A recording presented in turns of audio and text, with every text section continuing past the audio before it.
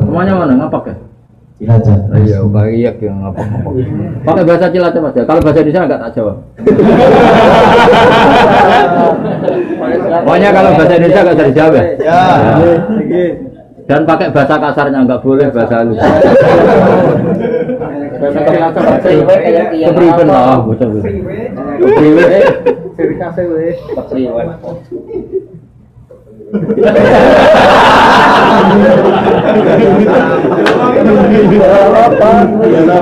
Biasa apa itu? Kalau nggak apa-apa, anggap saja tanya sama ini lah, nggak tanya sama. Ya sudah, bisanya sebisanya.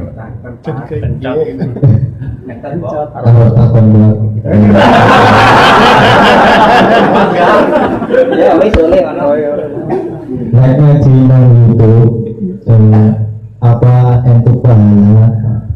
Entuk.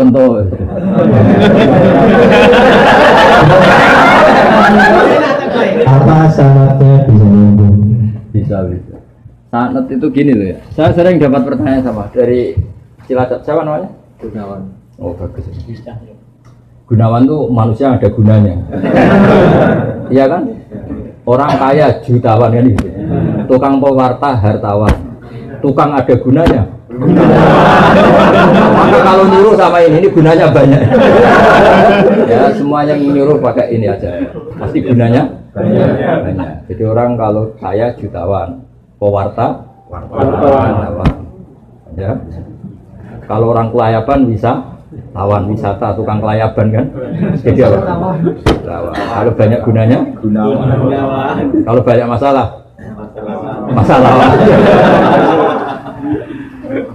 Begini ya, jadi ngaji saya di YouTube itu dari awal sudah saya ikhlaskan lillahi ta'ala, dan otomatis secara sanad itu tersambung. Yang ada syarat ketat itu kalau mau jadi mufti. Ya jadi apa?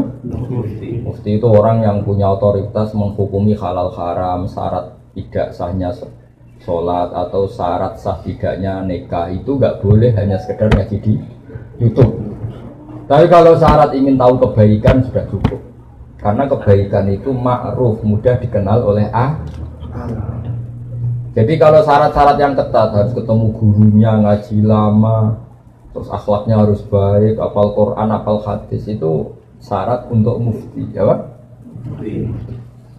Mufti itu begini loh, fatwa sesuatu yang jelimet itu namanya mufti. Kalau sampean kan nggak perlu seperti itu. Makanya dengar ngaji saya yang bisa dilakukan, yang nggak ditunda itu sudah selesai. Dan potongannya ya nunda semua. Misalnya saya ngaji, wajib gak orang nyaur utang? Ayo jawab. Wajib. Tahu toh? Ditunda apa langsung? Tunda. Ketika kangen keluarga wajib gak terus ingin pulang atau ngirimin? Tapi ketika ada tadi tantang-tantang gitu pikirannya mulai macam-macam. Nah. Kenapa kalau mufti syaratnya ketat? Karena mufti itu akan menimbang hukum yang kayak iya, kayak tidak. Itu harus orang alim, nggak boleh hanya lewat YouTube. Saya beri contoh ya Mas Gunawan ya, kayak iya, kayak tidak. Misalnya gini, saya beri contoh. Kerja di Korea itu baik apa enggak? Kalau melihat sisi jauh dari keluarga agak baik. Tapi apa artinya deket tapi enek? Enak itu raine ketok terus rezeki ora tau ketok. Itu namanya enak. Jauh tapi gak enak karena weselnya kirimannya banyak. Lancar. Nah kalau istri kamu rata-rata nelpon kangen orangnya apa kangen kiriman?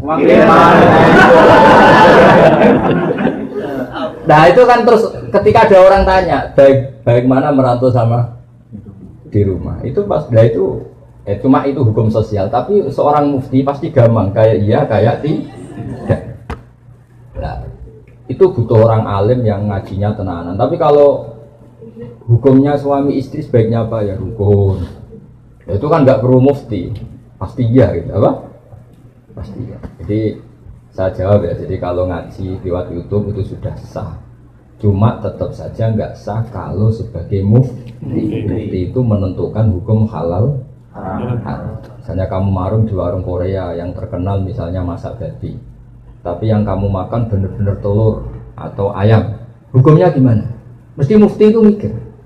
Kalau melihat ayamnya halal, tapi paling digoreng di wajan yang sama, diletakkan di piring yang sama, dan mereka nyuci piring pasti tidak dengan cara Kalau melihat gitu kayaknya tidak halal ya. Tapi kalau melihat bisa saja, meskipun bisa saja pas jatah saya piringnya baru. Tapi meskipun kemungkinan itu entah. Tapi ya buat senam otak yang nggak mungkin dianggap mungkin saja. Tapi ini ya itu mufti.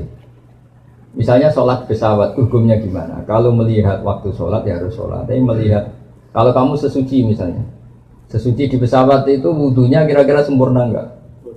Buatan kan? Kalau sempurna dimarahin awak kabin.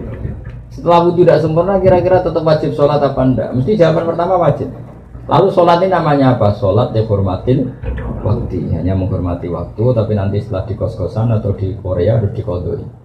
Tapi ketika wajib ngodoi melihat wajah-wajah gini, wah sholat aja sudah menguntungkan, disuruh wajib ngodoi. Muftinya ngeper lagi. Karena wajah-wajah kayak sampean itu semua mufti pasti ngeper.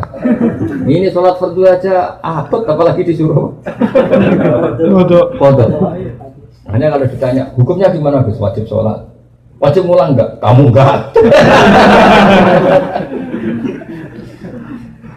Terus ada lagi orang tanya saya ini, orang nggak pernah sholat sampai 10 tahun. Setelah tobat tanya, saya wajib kodok nggak? Tak lihat wajahnya itu kalau diwajibkan langsung nggak sholat.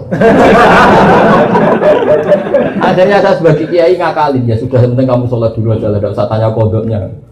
Setelah setahun datang lagi, sudah tahu nikmatnya apa? Sholat. Gus caranya kodok gimana? Sudah nggak tanya kodok wajib enggak? Caranya kodok gimana?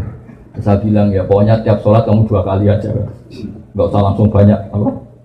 Tiap sholat 2 kali. Yang satu untuk sholat wajib hari ini, yang satu untuk nyaur utang yang dulu. Karena kalau langsung dihitung 10 tahun tuh sebulan kali 5, 10 hari aja berapa?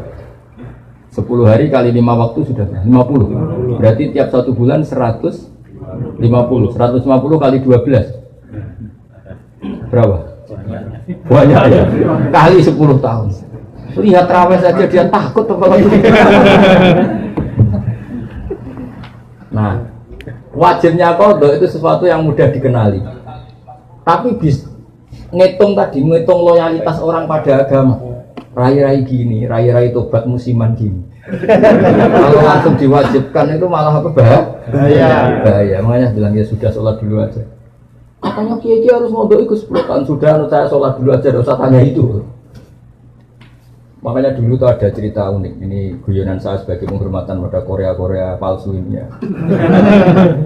Ada kiai itu kan rata-rata anaknya cantik. Kalau anaknya tidak pati cantik, ya rapati kiai. Kiai betul itu rata-rata anaknya cantik. Karena istrinya rata-rata ya. Kalau kiai istrinya jelek ya agak musibah. Tapi bisa bikin kantor cabang kan? Ini provokator itu. Apa pengesahan apa ya? Pakai kartu apa? Enggak, kantornya itu. Dia mengistilahkan istri kedua itu. Singkat cerita itu anaknya itu cantik. Ya dulu itu enggak ada akses ke dalam kecuali harus jualan apa? Air. Jadi ada orang santri itu agak nakal dia. Ingin tahu ningnya kalau dalam bahasa pondok itu ning. Taman karena saya yakin semua yang ngaji saya di sini itu masih ada sisa-sisa santri. Karena orang Indonesia hebatnya gitu, kecilnya mesti dolanan di musola, nguyaya di musola, ya kan? Baiknya orang Indonesia kan? Iya kan? Karena rata-rata kita pas kecil itu kan yang saya miskin, yang ada jeding itu di musola. Sekarang keluarnya tampir-tampir di Indonesia ke saya gitu, semenjak masjid bagus, kamar mandinya bagus. Kadang orang mau ke masjid itu bukan karena ingin jamaah, kudu ngising di rumah lari ke masjid. Ya kan sekarang banyak enggak? Banyak karena kamar mandi masjid lebih bagus. Yang parah kalau mau tidur Kang Ali, di rumah enggak ada AC, enggak ada kipas angin. Kalau ngantuk masih ke masjid. Kipasnya dinyalin. Di daerah kamu ya gitu. Di sini. Di kos-kosan nggak ada kipas, di sini masjid ada. Ada sih. Malah sih di sini. Itu mau itikaf kok mau nikmati hidup. Nikmati hidup. Sambil jalan minum air. Ya alhamdulillah kok Allah nggak apa-apa. Dekat masjid sudah baik. Meskipun niatnya tidak baik, semoga tetap apa? Baik. Singkat cerita dia itu pura-pura jualan apa? Air. Kiainya senengnya begini. Ben baru kayak anakku disenengi, banyu murah soalnya. Kiainya wali jadi tahu kelakuan. Tadi santrinya tadi di Barno biarin dapat air murah, loyal kan. Lama-lama dibilang gini sama kiai. Kamu senang sama anak saya? Iya Pak ya. Syaratnya kamu harus jamaah di depan 40 hari. Kalau itu selesai, nanti kesini tak nikahkan sama putri saya. Oh semuanya bukan main. Dia jamaah terus di depan. Ini di Masjid Haram, ceritanya di Mekah. Nggak diserahkan, nggak di sholat. Jadi ini cerita kelas internasional, bukan kelas apa? Setelah itu sholat, semangat dia. Ya, syaratnya 40 hari di soft awal. Ya imamnya tentu imam Masjid Haram, nggak masuk imam nggak ini. Kalau di sini nggak jadi wali 40 hari belum jadi wali. Ini di Masjid Haram yang satu sholat sama dengan 1000 sholat. Ya 1000 rakaat. Kalau sholat di sini satu sholat kan benar-benar satu. Kalau di sana lipatannya kan berapa? 10.000. Ada yang bilang semuanya ribuan, ratusan ribu. Terserah hitungnya sampai 40 hari. Hari ke-40 selesai sama kiainya digandeng santri. Ayo nak pulang ke rumah saya. Tak kawinkan sama anak saya sesuai perjanjian. Itu santrinya marah-marah. Pak Kiai, minyak uang. Sholat diterima dijoli anak jenengan. Enggak bisa. Ternyata dia hari kedua ketiga sudah ikhlas, tidak karena cewek tadi, tidak karena putrinya kita tadi. Ayo nak pulang saya nikahkan sama anak saya karena sudah 40 hari. Pak Yai, kamu menghina saya. Masa sholat nikmatnya seperti itu hanya hasilnya dapat putri jenengan? Enggak bisa. Sholat saya itu balasannya surga, enggak bisa. Enggak mau saya. Dari sholat untuk dapat cewek menjadi sholat nikmati kebenaran. Makanya kalau kamu ingin kaya tak suruh sholat hati. Nanti kalau sudah sering sholat nikmatnya sujud, nikmatnya muasalah sama Allah terus mulai berubah doa. Apa penting kaya apa enggak? Kalau kok masih ingin kaya terus berarti sholatnya masalah. Akhirnya enggak mau malah dikawinkan. Akhirnya kiainya yang merayu-merayu dia. Sudahlah tetap jadi mantu saya karena kiainya kesemsem ingin punya mantu ikhlas. Sekarang ganti yang kiainya yang mati-matian ngerayu supaya dia mau jadi menantunya. Karena ingin punya menantu. Bisa dibuktikan ya. Mau nyoba itu.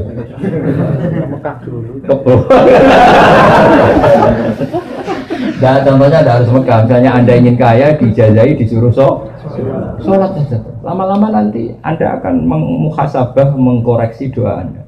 Betul enggak, betul enggak. Nah, Anda suka cewek, mati-matian, cinta mati. Setelah kamu sholat, nanti mesti ada alamat. Ternyata mimpi gambarnya angin topan. Saya pernah punya teman, sholat istikharah. Gambarnya itu angin topan. Ya macam-macam. Ya itu jadi itu artinya wasta'inu bisabri apa? Karena kita tidak pernah tahu yang maslahat untuk kita itu ke depan itu apa, kita tidak pernah. Makanya semuanya kita serahkan pada Allah Subhanahu. Mungkin sampean kalau hidup di Jawa karena tetangga roh kiai kadang rapati senang. Karena kadang jenenge gawan tonggo, tapi gara-gara di Korea melihat Islam gak hidup malah sampean jadi kiai. Kalau di rumah jadi kiai RT saja nggak ngangkat ya. Tapi kalau di sini langsung kiai internasional. Iya, kalau kiai di Indonesia namanya kiai lokal, kalau sudah di sini Raisa. Jadi itulah hikmah yang dikersakakan Allah Subhanahu wa Ta'ala. Makanya berharap semoga keberadaan Anda di sini benar-benar ikut menyebarkan sujud, tauhid, tasbih di dunia. Ya sudah ya.